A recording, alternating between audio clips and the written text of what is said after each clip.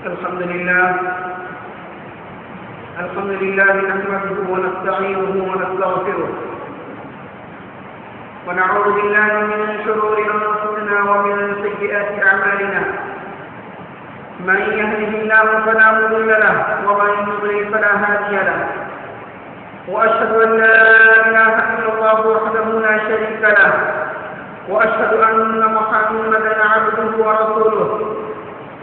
يا أيها الذين آمنوا اتقوا الله حق تقاته ولا تموتن إلا وأنتم مسلمون. يا أيها الناس اتقوا ربكم الذي خلقكم من نفس واحدة وخلق منها زوجها وبث منهما رجالا كثيرا ونساء واتقوا الله الذي تساءلون به والأرحام إن الله كان عليكم رقيبا. يا أيها الذين آمنوا اتقوا الله وقولوا قولا سديدا يصلح لكم أعمالكم ويغفر لكم ذنوبكم ومن يطع الله ورسوله فقد فاز فوزا عظيما. أما بعد فإن خير الحديث كتاب الله وخير الهدي هدي محمد صلى الله عليه وسلم وشر الأمور محدثاتها وكل محدثة بدعة وكل بدعة ضلالة وكل ضلالة في النار. فأعوذ بالله السميع العليم من الشيطان الرجيم من همزه ونفخه ونفثه. بسم الله الرحمن الرحيم. ومن يشاقق الرسول من بعد ما تبين له الهدى ويتبع غير سبيل المؤمنين نوله ما تولى ونصله جهنم وساءت مصيرا. وقال تعالى فكلا أخذنا بذنبه فمنهم من أرسلنا عليه حاصبا إلى آخر الآية. جزاء الإسلام ہر قسم کی حمد و ثنا تعریف و توصیف اللہ وحدہ لا شریک کے لائق اور زیبا ہے. درود و سلام ہمارے آقا نبی جناب محمد مصطفیٰ صلی اللہ علیہ وآلہ وسلم پر. میں نے خطبہ مسنونہ کے بعد قرآن کریم کی بعض آیات کی تلاوت کی ہے. اس بات پہ ہم اچھی طرح واقف ہیں اللہ رب العالمین نے ہمیں اپنی خالص عبادت کے لیے پیدا فرمایا. وما خلقت الجن والانس الا ليعبدون. عبادت کی جتنی شکلیں ہیں وہ ساری کی ساری ظاہری ہو یا باطنی ہو یہ اللہ وحدہ لا شریک کے لیے یہ خاص ہے. اور عبادت کا طریقہ نبی کریم صلی اللہ علیہ وآلہ وسلم کے بتائے ہوئے طریقے کے مطابق. اگر آپ کے طریقے کے خلاف اگر کوئی کام کیا جائے کوئی نیک عمل کیا جائے اللہ رب العالمین کی یہاں وہ مقبول ہو نہیں سکتا. اس لیے اگر ہم چاہتے ہیں ہماری عبادت ہمارے اعمال اگر اللہ رب العالمین کی یہاں قابل قبول ہو تو ایسے وقت میں وہ عبادت اللہ کی رضا کے لیے رب العالمین کی خوشنودی کے لیے اور نبی کریم صلی اللہ علیہ وسلم کی اتباع و پیروی میں کرنا یہ لازم اور ضروری ہے. آج کے ماحول پر ہم نظر ڈالیں تو ہمیں یہ بات اچھی طرح معلوم ہوتی ہے کہ مسلمان دین سے دور ہے, کتاب اللہ سے دور ہے, سنت رسول اللہ صلی اللہ علیہ وسلم سے دور ہے, اللہ کی اطاعت سے دور ہے, رب العالمین کی بندگی سے دور ہے, نبی کی اتباع و پیروی سے انسان دور ہے. اس کے کئی اسباب ہو سکتے ہیں. ان میں سے کچھ یہ ماحول کا اثر یا جہالت یا ایک خواہشات نفسانی یا ایک شیطان کے وساوس کا نتیجہ کہ ایک مومن اور مسلمان بندہ اسلام سے دور ہو رہا ہے یا ہوتا جا رہا ہے. اور یہ اسلام سے دور ہونا یا ایک اسلام کی خلاف ورزی کرنا, کتاب و سنت کی خلاف ورزی کرنا یہ گناہ ہے. یہ گناہ چھوٹا بھی ہو سکتا ہے بڑا بھی ہو سکتا ہے. کبھی یہ گناہ انسان جان بوجھ کر کرتا ہے, کبھی انجانے میں یہ گناہ کر بیٹھتا ہے. اس لیے گناہ کرنے سے پہلے یا گناہ ہونے سے پہلے ایک مومن بندے کو چاہیے کہ گناہ کا کیا انجام ہوگا, گناہ کا کیا اثر ہوگا, گناہ کا نتیجہ کیا ہوگا, اسے سمجھنا اسے جاننا ضروری ہے. اگر اسے جانے گا تو ممکن ہے کہ گناہ ہم سے اپنے دامن کو بچا لے گا. اس سلسلے میں کچھ باتیں بیان کر میں اپنی بات ختم کرنے کی کوشش کروں گا. سب سے پہلی بات یہ ذہن یہ چیز ہمارے ذہنوں میں ہونی چاہیے. ہم جو کچھ بھی کرتے ہیں اچھا کرتے ہوں برا کرتے ہوں کہتے ہوں یا کرتے ہوں یہ ساری کی ساری چیزیں اللہ رب العالمین دیکھتا بھی ہے، سنتا بھی ہے۔ رب العالمین سے کوئی چیز مخفی نہیں، رات کی تاریکی میں ہو، دن کے اجالے میں ہو، اپنوں میں ہو، غیروں میں ہو، تنہائی میں ہو یا لوگوں کے ساتھ ہو، انسان جو کچھ بھی کرتا ہے یہ سارے کی ساری چیزیں اللہ رب العالمین کی نگاہ سے یہ دور نہیں ہے، مخفی نہیں ہے، بلکہ اللہ رب العالمین اسے اچھی طرح جانتا ہے۔ اس کو سمجھنے کے لیے قرآن کریم کی وہ آیت کریمہ جس کے اندر اللہ رب العالمین نے ارشاد فرمایا، لقمان حکیم نے اپنے بیٹے سے کہا تھا، یا بنی انها ان تک مثقال حبة من خردل فتكن في صخرة او في السماوات او في الارض يأتي بها الله ان الله لطيف خبير۔ اے میرے اپنے جگر، اگر گناہ چھوٹی سی چھوٹی چیز اگر تم کسی چٹان کے نیچے، پہاڑوں کی مانیوں پر، آسمانوں پر یا زمین کے اندر یا پانی کے نیچے اگر تم کچھ بھی کام کرو گے اللہ رب العالمین یأتی بہ اللہ اسے لے آئے گا، اچھا ہو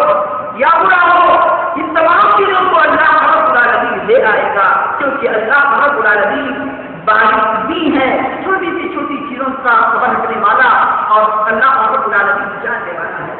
اور اسی کے ساتھ ساتھ قرآن کریم کے اندر اللہ رب العالمین نے فرمایا، ما یکون من نجوی ثلاثۃ الا هو رابعهم، اگر تین افراد سرگوشی آپس میں کر رہے ہوں چوتھا ہے، اگر چار پہ کہیں تو پانچواں ہے، یعنی اللہ رب العالمین سرگوشی کا جاننے والا، آنکھوں کی اشاروں کو رب العالمین جاننے والا، دلوں کے اندر جو راز ہے ان راز کو بھی جاننے والا اللہ رب العالمین ہے۔ کل قیامت کے دن یہ ساری چیزیں وہاں واضح ہو جائیں گی۔ اس سلسلے میں امام احمد بن حنبل رحمہ اللہ نے اپنی مسند کے اندر عائشہ صدیقہ رضی اللہ عنہا یہ قول نقل فرمایا کہ نبی کریم صلی اللہ علیہ وسلم کے پاس ایک مجادلہ آتی ہے، ایک عورت آتی ہے، آپ سے گفتگو کر رہی ہے، کہتی ہے عائشہ میں اپنے گھر کے کونے میں تھی، وہ عورت اللہ کے نبی صلی اللہ علیہ وسلم سے بات چیت کر رہی ہے، گفتگو کر رہی ہے اپنے شوہر کے بارے میں، لیکن میں ان کی باتوں کو میں سن نہیں پائی، میں ان دونوں کی باتوں کو، ان کی گفتگو کو، ان کی سرگوشی کو میں تو نہیں سنا، لیکن اللہ رب العالمین جو سات و آسمان کے اوپر عرش پر مستوی ہے، رب العالمین کی ذات ان دونوں کی گفتگو کو رب العالمین سنتا ہے۔ اس کے بعد جہاد کی ان آیتوں کو رب العالمین نازل فرمایا، فَسَمِعَ اللَّهُ قَوْلَ الَّتِي تُجَادِلُكَ إِلَّا آخِرِ الْآيَاتِ۔ تو معلوم یہ ہوا اللہ رب العالمین ہماری ہر چیز سے واقف ہے، ہم اگر کوئی بات کہیں، کوئی بات سوچے، کوئی کام کرے، دن کے اجالے میں ہو، رات کی تاریکی میں ہو، اللہ رب العالمین اس سے اچھی طرح واقف ہے، رب العالمین کو اس کا علم ہے۔ اس لیے اگر کوئی برائی کرتا ہو یا بھلائی کرتا ہو تو برائی کرنے سے پہلے، برا کہنے سے پہلے، بھلائی کرنے سے پہلے سوچ سمجھ کر کرے۔ اگر نیکی کر رہا ہو تو کس کے لیے؟ اللہ کی خوشنودی کے لیے یا ریاکاری کے لیے؟ یہ سوچ سمجھ کر وہ کام کرنا چاہیے۔ اسی طریقے سے اگر کوئی برائی کرتا ہو تو برا کام کرنے سے پہلے سوچنا چاہیے، کہیں ایسا نہ ہو جائے کہ کل قیامت کے دن نقصان اٹھانے والوں میں سے نہ ہو جائے۔ اسی کے ساتھ ساتھ اللہ رب العالمین کی ذات، وہ ذات جس نے ہر کام کے لیے کچھ ایسے اسباب مقرر فرمائے ہیں، ان میں سے ایک انسان جو بھی کرتا ہے اس کی ہر بات نوٹ کی جاتی ہے، محفوظ کی جاتی ہے، وہ اس سے فرشتے اسے چھوٹتے نہیں بلکہ اسے باقاعدہ محفوظ کر لیتے ہیں، کوئی بھی کام انسان کرتا ہو۔ مثال کے طور پر اللہ وحدہ لا شریک فرماتا ہے، ما یلفظ من قول الا لدیہ رقیب عتید، انسان زبان سے کوئی لفظ نکالتا ہے تو باقاعدہ فرشتہ تیار ہے اس چیز کو نوٹ کرتا ہے۔ اسی طرح رب العالمین نے فرمایا وَوُضِعَ الْكِتَابُ، جب قیامت کے دن نامہ اعمال پیش ہوگا، مجرم ڈر جائے گا اور خوف ہوگا، اس کو ہر چیز جو اس سے دنیا میں کی تھی وہ ساری چیزیں اپنے نام اعمال میں دیکھ لے گا اور کہتا ہے لا يغادر صغيرة ولا كبيرة الا احصاها، اس میں صغیرہ ہو یا کبیرہ ہو، چھوٹی چیز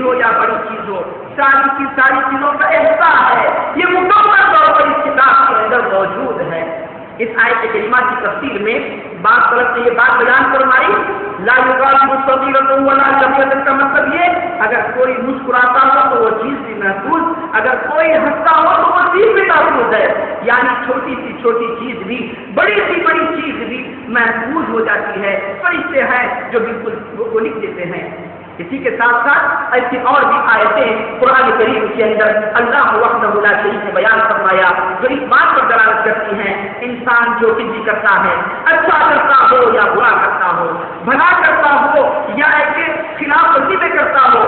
شر میں ہو یا خیر میں ہو، یہ ساری کی ساری چیزیں محفوظ ہیں، محفوظ ہو رہی ہیں۔ یوم تجد کل نفس ما عملت من خیر محضرا وما عملت من سوء، اچھا کرتا ہو یا برا کرتا ہو، ساری کی ساری چیزیں کل قیامت کے دن اس کے سامنے آ جائیں گی۔ اور اسی کے ساتھ ساتھ انسان جو کرتا ہے، کماتا ہو، محنت کرتا ہو، تجارت کرتا ہو، زراعت کرتا ہو، یا کہ اپنے وطن کو چھوڑ کر، اپنے گھر بار کو چھوڑ کر کسی اور جگہ جا کر کماتا ہو، اس کا مقصد یہ کہ وہ اپنے لیے، اپنے بال بچوں کے لیے، اپنا گھر بنانے کے لیے، مکان بنانے کے لیے، دکان تیار کرنے کے لیے عام طور پر کرتا ہے۔